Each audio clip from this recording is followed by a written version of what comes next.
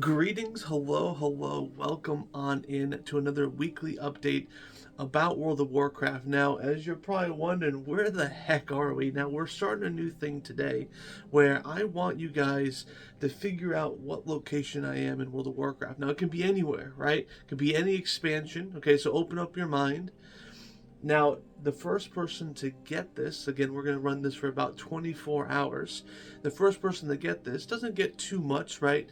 Just a nice you win type of thing. You know, the satisfaction of knowing World of Warcraft, right? And, maybe even like a shout out on my personal channel. Maybe that was something that's interesting you.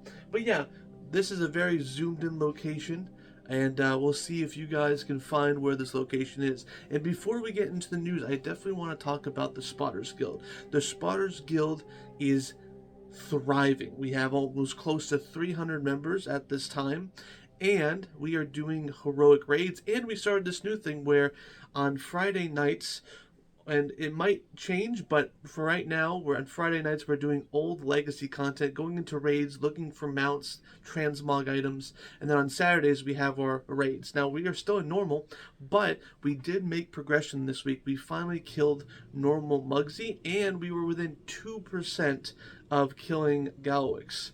Now, eventually, we will go into heroic, but if you're not into raiding or doing old content, we still do some dungeons here and there. Definitely join in. It'll definitely be a great time. But let's get right into the news now. All right, guys, the first piece of news for today is about Season Discovery. Now, as you guys know, Season Discovery has been shrouded in mystery about Phase 8. Now, Phase 8 is officially here, and also the new raid. Now, it launched, Season Discovery Phase 8 launched April 8th, and then April 10th, that's when the new raid came out. Now, it has been defeated, by the way, the raid bosses, so you can't get world first, but it's already been done. But it's a whole new raid, right? Phase 8 is this new content that's never been seen in Classic before, right? It takes place in New Avalon, which is technically a zone that they did add into the Lich King, right? The Death Knight starting area. They did add that in, but it is a new zone for Classic and a whole brand new raid. Now, again, that is now out for you to enjoy. There's a questing hub and all that stuff, and legendary items for you to get, so definitely enjoy it if you're into SOD. There's also a 300% experience buff inside of SOD if you really want to catch up to everyone. Now, before we end this segment, I do want to talk about the future of Season Discovery, because again, it's been kind of clouded in mystery, right?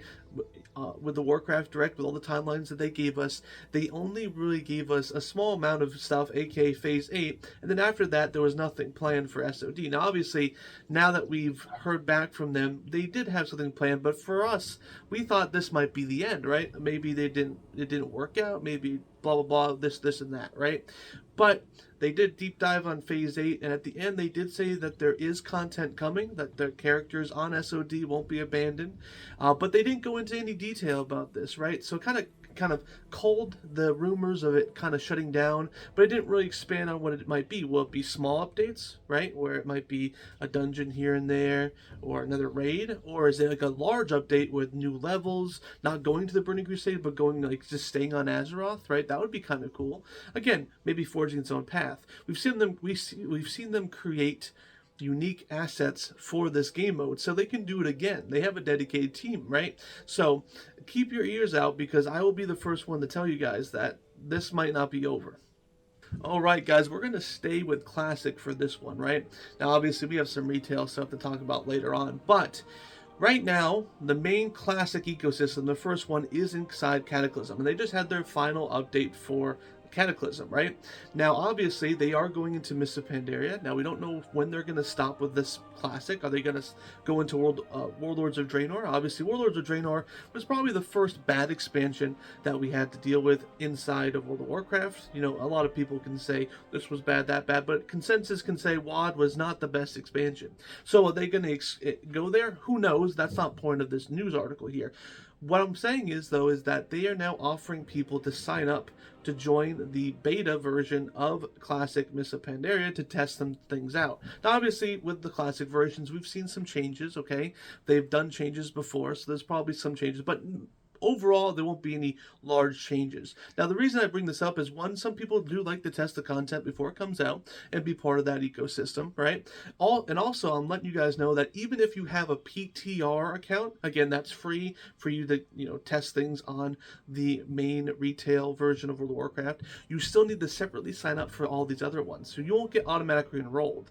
I see a lot of people getting confused about this. You will not be automatically enrolled on any classic alpha or beta that they're doing, right? You have to, sign up individually. So for this Mists of Pandaria beta, you have to sign up, okay? So just wanted to let you know, it's a short one, but again, Mists of Pandaria Classic is eventually going to come in, probably the end of this year, maybe the start of next year. I believe it's going to be relatively soon, maybe even end of summer in the fall area, right? So definitely look out for that. Alright guys, let's go into retail and talk about 11.1.5. Now, as you guys know, 11.1.5 is going to have a bunch of different content, but let's micro-focus onto the N'Zoth Visions, right? Now, that's coming back. Obviously, this is a system that they brought in from BFA with some minor changes, obviously some more cosmetics and some new upgrade systems. Now, with this, before in the old system in BFA, you would have corruption enchants on all your armor, and that would proc and cause RNG damage. Now, I wasn't particularly a big fan of this because, again, RNG damage I don't think is good. And also, if you play during BFA, you know that sometimes when a Twilight Devastation procced, sometimes you would rip aggro from the tank, or it would just totally outpower your DPS on your main character. So your rotation didn't even matter. And sometimes you would find yourself in a fight like, oh, I hope we can prog this boss a little bit more. I hope Twilight Devastation procs for all of us. That kind of system was kind of lame. However, they are shifting it now for the War Within, right?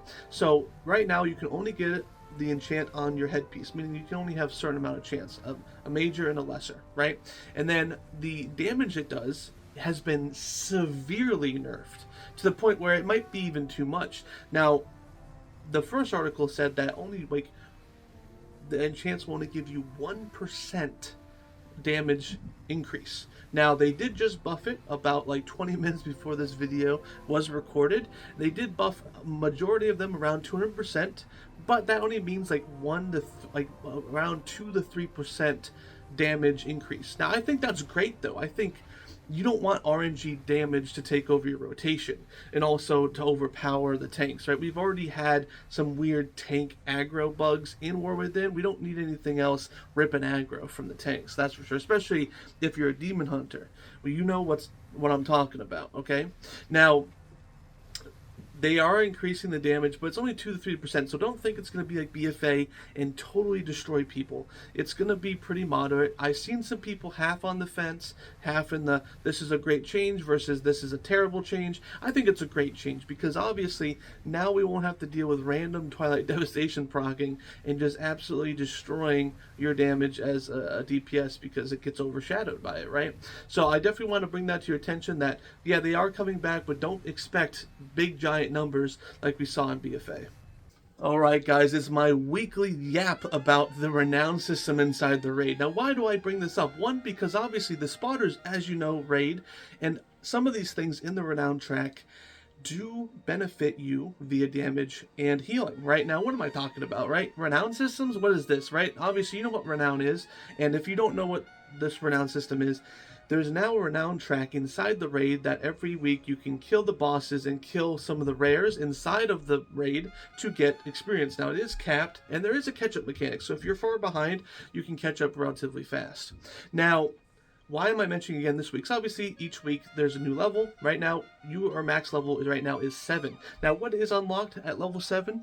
A big boy, right? A 3% increase to damage and healing done inside the raid. But this stacks, obviously. We've already seen a 3%, so guess what? 3 plus 3 is 6. That's right, guys. Good math, right? 6% damage increase. So now, if you are in the raid, you do 6% more damage and 6% more healing, meaning that the things that we're stuck on, and remember guys, we wiped to Galowix. I wasn't there personally, I had to go to bed, but at 2%, with another 3% damage increase, guys, that boss is dead, right? So this stuff does help, right?